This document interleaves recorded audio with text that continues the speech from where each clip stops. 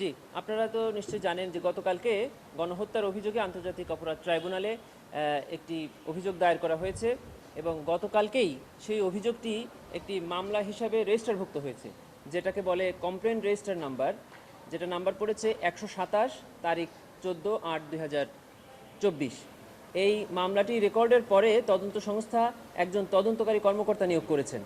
তদন্তকারী কর্মকর্তা নিয়োগ করার পরে ওনারা অলরেডি তদন্ত কাজ শুরু করেছেন।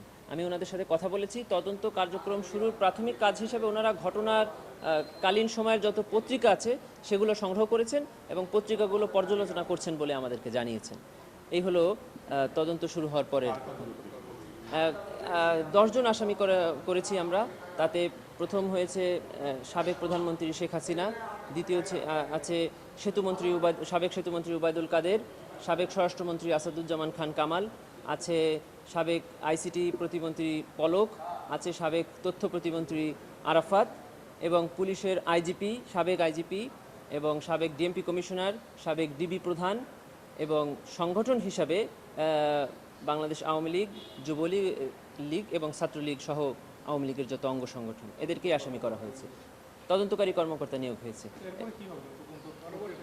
পরবর্তী প্রক্রিয়া হলো ওনারা এই তদন্ত প্রক্রিয়া চালাবেন। তদন্তকারী কর্মকর্তা যদি মনে করেন যে এই আসামিরা যদি স্বাভাবিকভাবে ঘোরাফেরা করে তাহলে এই তদন্ত কার্যক্রম ব্যাহত হতে পারে। ঝামেলা তো দাগ হয় কিভাবে? এই যে ভাবি, দাগও যাবে রাগও যাবে, নিন চাকা সুপার হোয়াইট। এটা ওনারা মনে করলে এই আসামিদের বিরুদ্ধে গ্রেফতারি ওয়ারেন্ট চেয়ে ট্রাইব্যুনালে আবেদন করতে পারেন। এটা যে তদন্ত শুরু হওয়ার পরেই যে কোনো সময় পারেন। যখন এটা করবেন সাথে সাথে তখন এটি ট্রাইব্যুনালের একটি মিস কেস নাম্বার পড়বে। আর যদি ওনারা এটা না করেন তাহলে ওনারা তদন্ত প্রক্রিয়া শেষ করবেন, তদন্ত প্রতিবেদন ট্রাইব্যুনালের চিফ প্রসিকিউটর বরাবর জমা দিবেন। তদন্ত প্রতিবেদন পেয়ে চিফ প্রসিকিউটর এটাকে একটি ফর্মাল চার্জ আকারে ট্রাইব্যুনালে দাখিল করবেন এবং ট্রাইব্যুনালে দাখিল করার সাথে সাথে বিচার কার্যক্রম শুরু হয়ে যাবে। এটাই হলো ট্রাইব্যুনালের কাস্টমস, যেটা এতদিন হয়ে আসছে এবং এটাই আইন। এই অপরাধের শাস্তি মৃত্যুদণ্ড এবং ইতিমধ্যে ট্রাইব্যুনালে যে 56টি রায় হয়েছে তার বেশিরভাগই মৃত্যুদণ্ড হয়েছে। কয়েকজনকে মৃত্যুদণ্ড দেওয়া হয় নাই, সেটি অবজারভেশনও দিয়েছেন কেন মৃত্যুদণ্ড দেওয়া হলো না। এবং এই ধরনের অপরাধের সারা পৃথিবীব্যাপী এই অপরাধগুলোকে হেনিয়াস অফেন্স বলা হয়েছে, যে এটি একটি সাধারণ অপরাধ নয়, এগুলোকে বলে সিস্টেম ক্রাইম। কোনো টার্গেটেড পিপলকে অ্যাটাক করে যখন এই ধরনের হত্যাকাণ্ড চালানো হয়।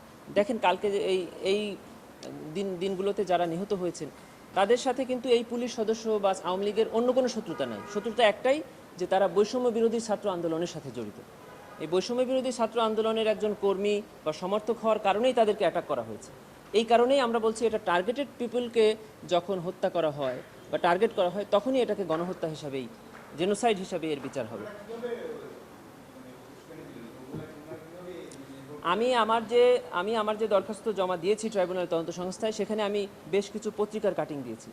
তার মধ্যে একটি পত্রিকায় এভাবে নিউজ করা হয়েছে, একজন পুলিশ অফিসার স্বরাষ্ট্রমন্ত্রীকে ভিডিও দেখিয়ে বলছেন যে স্যার, যেটাকে গুলি করে মেরে ফেলি ও মরে যায়, কিন্তু ওর পাশেরগুলো আর যায় না, ওর পাশেরগুলোও দাঁড়িয়ে থাকে, কিভাবে এদেরকে সরিয়ে দিব।